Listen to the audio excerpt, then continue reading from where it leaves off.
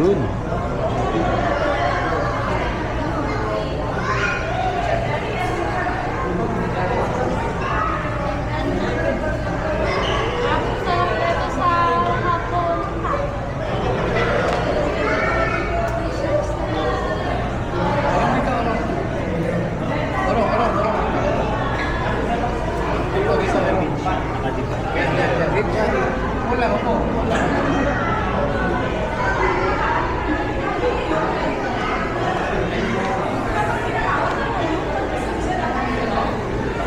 Yun yung mga shark guys.